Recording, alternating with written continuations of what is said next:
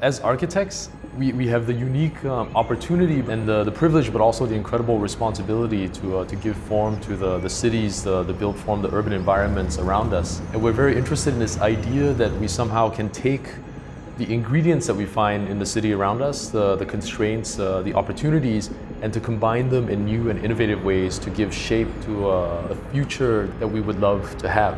And I think that this is something that we try to bring to all of our projects, almost this idea of kind of creating programmatic alchemy from the different ingredients that we find in the sites and the contexts in which we work.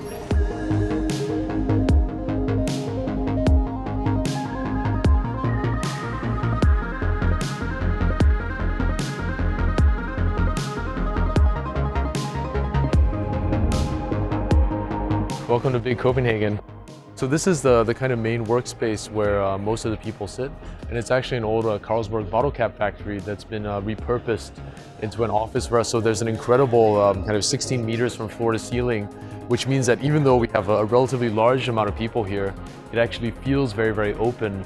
One of the things about how the workspace is set up is that all of us sit together on the floor. So all of the partners, the associates, the architects, the engineers sit together, generally grouped by project team. If you walk by any series of desks, you can kind of see the kind of life of the office as it unfolds through the various projects.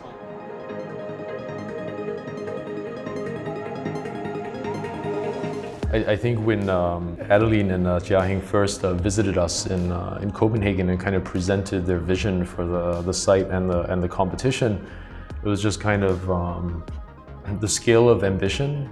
This idea of somehow working within all of these incredible constraints is something that, for us as architects is incredibly interesting, but also very motivating as well. Architecture fundamentally as a kind of discipline of problem solving can be put to use to the betterment of the city around us, but also in this case specifically the South Bank district of Melbourne. Of course, like constraints of functionality, things have a tendency to become mischaracterized and generic. And you see in this specific development also that there's already an intent to do things differently than everything that surrounds it, and that's for us like the basic almost like ingredient for us to be excited also in creating that diversity and to create change.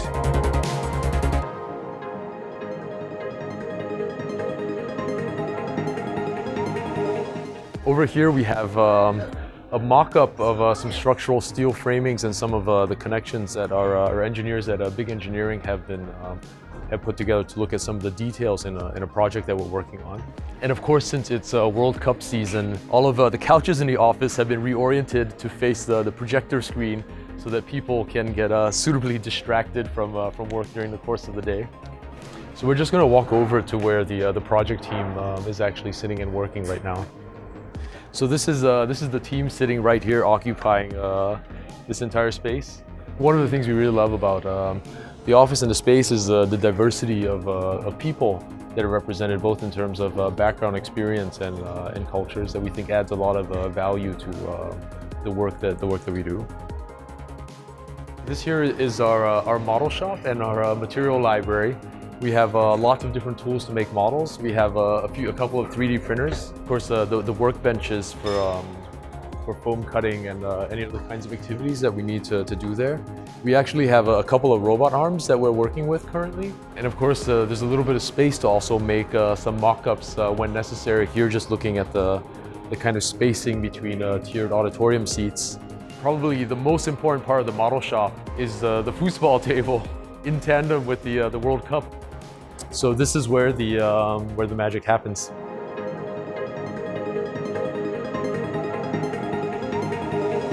I love the city of Melbourne because it's really such a kind of eclectic mix of different specific experiences and cultures that you find in a relatively dense and compact city. So like really when we've been there, it's been a series of just like great experiences, one after the other.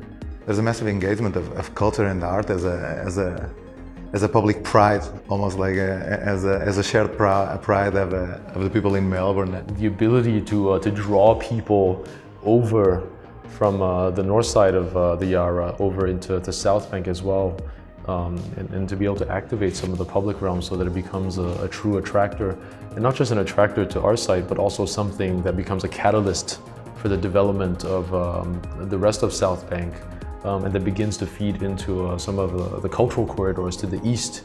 So in a way, the cultural, the city, the public life of Melbourne is something that happens very much on both sides of the river instead of being relatively isolated.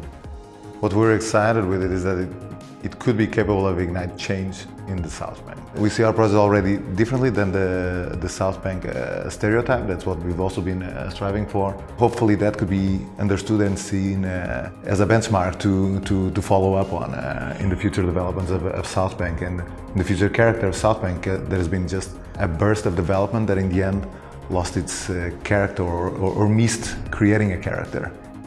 The outcome of this is not going to be another random tower that sits on a site in South Bank, but is actually going to be something that fosters and would have been a part of the dialogue with the city and the broader communities through its entire conception from beginning to end. There's a very strong rationale for having that kind of very strong outreach engagement early in the process.